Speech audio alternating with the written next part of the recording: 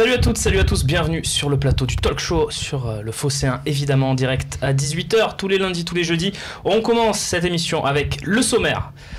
Kostas Mitroglou va-t-il enfin faire ses débuts dans le 11 de l'Olympique de Marseille, là où Lucas Ocampos ne sera pas disponible puisque suspendu? Même question pour Abdenour, sera-t-il présent dans le 11 de départ à la Méno, où l'OM se rend dimanche pour affronter Strasbourg? Avec nous, les journalistes Romain Canuti et Emmanuel Baranguet de l'AFP. Salut Manu. Bonjour. Maillot de Brøndby aujourd'hui. Exactement.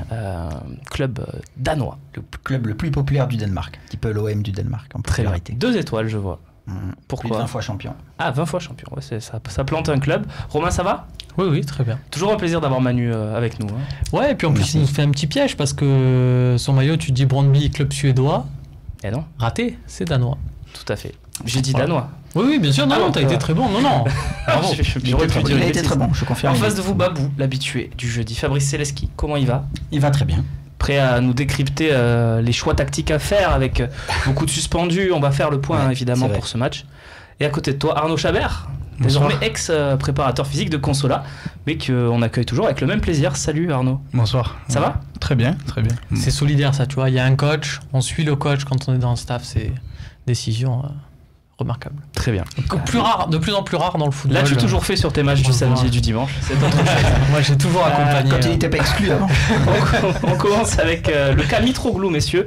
Vous n'êtes pas sans savoir qu'il a fait parler de lui pendant cette trêve internationale avec 3 buts en 2 matchs. Les esprits chagrins diront que c'était face à Chypre et Gibraltar. Je propose quand même de les voir, ces buts. 3 réalisations du pied gauche pour un joueur qui a les 2 pieds, dit-on. Il l'a prouvé avec ce contrôle pied droit et cette frappe du gauche contre Chypre. Et puis, vous allez le voir, Babou, tiens, 2 buts contre Gibraltar, 2 vrais buts d'attaquants. Les voici. Ouais, un premier but un petit peu de renard avec un petit peu de chance. Il est toujours bien placé quand même. Et le second, par contre, il a un petit peu plus le sang-froid, on va dire, devant le but. Parce que ce petit pied gauche, pied ouvert. Moi, j'aime beaucoup ce deuxième but parce que contrôle, frappe quasi enchaîné. Je sais pas ce que t'en penses, Manu, mais on a vu un peu le. Moi, j'aime bien le premier, parce que le premier, tu vois qu'il attend, il dit à l'autre, tu me la remets, tu me la remets, tu me la remets. Il a intérêt à lui remettre. C'est le moment pour Mitroglou, c'est le Mitro Day. Est-ce que c'est maintenant, tu penses, Arnaud, qu'on va voir Kostas Mitroglou titulaire là contre Strasbourg? Toi qui es préparateur physique, est-ce que tu penses que ces 2 matchs lui permettent d'arriver à 100% de sa forme et d'affronter Strasbourg dans le 11 de départ, et puis on verra comment ça se passe, ou tu penses que c'est un peu tôt? Il y a la Coupe d'Europe jeudi, quel est ton avis? 100% non, mais je pense que c'était une première étape. Il y a plusieurs phases dans la réathlétisation un petit peu d'un joueur, et je pense que c'était bien, comme tu dirais, il a fait 2 matchs amicaux, puisque c'était 2 équipes assez respectables, mais pas non plus de grand niveau.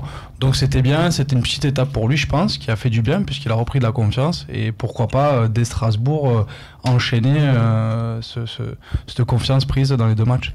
Tiens, juste Romain, on nous regarde de Thaïlande quand même, c'est extraordinaire. Merci à Jean, voilà, sur Facebook. Partagez vos anecdotes, réagissez, posez vos questions aussi pour ce talk, #LiveTalk sur Twitter et Facebook, et le forum du Phocéen. Vas-y Romain. Non, je disais que c'est amusant de voir les réactions, comme tu dis. Là maintenant, tout le monde nous dit ouais, mais en face c'était personne, c'était Gibraltar. Et puis avant, personne te disait oui, non, mais en face c'est Gibraltar. Tout le monde te disait ah ben il manquerait plus qu'il se blesse, ah ben merci à l'OM de l'avoir remis sur pied. Enfin, tu sens que presque chez certains, tu sentais qu'il y avait une envie qui se blesse, une envie comme ça serait un nouvel épisode pour se moquer de l'Olympique de Marseille. Je pense des supporters adverses, évidemment des autres clubs. On attendait que ça, que le Mitroglou se blesse, comme ça on montre l'incompétence de l'OM, qui achète un mec blessé, qui se reblesse en sélection. Intéressant, Romain. Donc là c'est au final, non, c'est tout bénéfique. La décision de l'Olympique de Marseille de le mettre entre guillemets en forme pour cette trêve qui se prépare pour ces 2 matchs-là, au final c'est pas mal. Et puis ça... Je pense qu'il y a quelque chose dont on ne parle pas, parce qu'on parle beaucoup du physique, mais c'est bien aussi de parler du mental. Là, je pense que le Mitroglou en question, dont on dit qu'il est très attaché à sa sélection, ben, il va sûrement apprécier et avoir beaucoup plus de confiance dans le staff de l'OM qui lui a permis de le mettre dans les meilleures conditions pour ces matchs. Son but était d'ailleurs important contre Chypre, notamment, parce que contre Gibraltar, effectivement, c'était quand même que Gibraltar, donc il y aurait eu des buts. Aubin Lacroix, tiens, qui nous demande, et je vais nous retourner encore vers toi, Arnaud, est-ce qu'il peut jouer 90 minutes, Mitroglou? 90 minutes, je pense pas, hein, sachant qu'on va lui demander beaucoup d'efforts, puisque l'OM est doit faire beaucoup plus d'efforts maintenant pour gagner ses matchs. Je pense que Strasbourg, et j'ai regardé un petit peu, il y a aussi une équipe joueuse hein, qui n'hésite pas à fournir beaucoup d'efforts. Donc 90 minutes, je pense pas. Mais comme disait Romain, moi je pense que maintenant, même ces trêves internationales sont faites aussi sont calées dans une évolution donc physique, pourquoi pas, de ce joueur, par exemple, là, pour ce cas-là. Donc c'était bien. Moi je trouve que c'était vraiment une bonne phase. Et puis Arnaud, tu t'occupes, une question, je sais que tu es préparateur physique de la section des Comores. Vous avez joué à Mauritanie, c'est ça, on a gagné. Quand tu vois un match Comores-Mauritanie, enfin Gibraltar, Chypre, c'est les mêmes niveaux, hein, c'est voilà. du kiff-kiff. Hein. Mais ça reste en termes d'engagement, tout ça, c'est quand même des matchs, c'est pas un five à la Valentine, quoi. C'est quand même non, niveau, c'est un vrai match, puisque il faut pas, il y a des coefficients hein, quand même FIFA, et chaque match compte. Hein. Il y a des places mondiales à respecter. Après, c'est des fonds que donne la FIFA à chaque nation, donc il faut pas les prendre à la légère. Tu fais match nul ou comme la France l'a fait contre le Luxembourg, c'est pas top. Hein. Tu perds des places. Enfin voilà. Oui, voilà, non, mais c'est important de dire ça. C'est des vrais matchs en jeu. Donc pour moi, c'est des matchs amicaux plus qui peuvent être calés dans un protocole de réathlétisation et de reprise du sport. Donc je trouve ça super intéressant. Il a mis 3 buts, tu parlais de mental, c'est top quoi. On va pas Manu et Babou aussi sur Mitroglou. Qu'est-ce que vous pensez de tout ça? Tiens Manu, est-ce que tu penses que c'est le moment de lancer Mitroglou, ou tu te dis là en ce moment ça marche bien avec Clinton NJ, pourquoi l'enlever de la pointe? On précise aussi qu'il y avait toujours ce problème autour d'NJ qui est toujours pas arrivé apparemment à Marseille. Je sais pas, moi, j'ai bien écouté ce que tu as dit. Moi, j'aurais pensé qu'un joueur blessé longtemps et qui vient de jouer 2 fois, il fallait le ménager un petit peu. J'ai envisagé plutôt de faire entrer Mitroglou pour la dernière demi-heure hein, que le lancer pour. Tu le lancerais quand, toi, plutôt pour Guimarães jeudi déjà en deuxième mi-temps à Strasbourg, et plutôt pour Guimarães. Et le problème, si on fait jouer Mitroglou, c'est que on repose la question de l'architecture de l'équipe. Ils ont trouvé un système qui va beaucoup mieux avec le 4-2-3-1, avec Payet là derrière. Donc, soit il met Mitroglou en pointe à la place de Germain, soit il essaye Germain et Mitroglou tous les deux, mais à ce moment-là, ça veut dire qu'il faut remettre Payet sur un côté. Je crois on en parlera tout à l'heure d'ailleurs, tiens, de ces choix qu'il va falloir faire. Babou, c'est le moment pour Mitroglou. Tu l'attends là dimanche? Oui, moi je pense que je le ferai débuter. Tout simplement parce que je pense qu'à partir du moment où il a 1 heure de jeu dans les jambes, je comprends aussi le fait de le faire rentrer en cours de jeu, mais moi je préfère voir ce genre d'attaquant au coup d'envoi.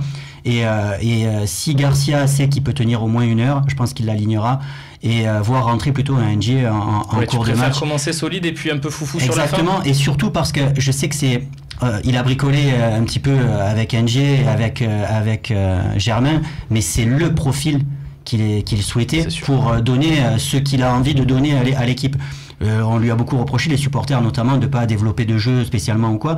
Là maintenant il va pouvoir avoir à disposition l'attaquant qu'il souhaitait pour développer le jeu qu'il avait envie. Oui Manu, il faut dire que Garcia est quand même très satisfait de l'arrivée de Mitroglou dans son effectif. Oui, il l'a souvent dit, ça lui permet d'avoir un quatrième profil d'attaquant. Moi, je suis toujours très fan de Valère Germain. Je pense que ça va venir. Simplement, c'est un joueur qui doit manger les ballons que lui donnent les autres. Il faut le servir. Pour l'instant, ça marche pas trop bien. Je ne crois pas que ça le remette en cause lui.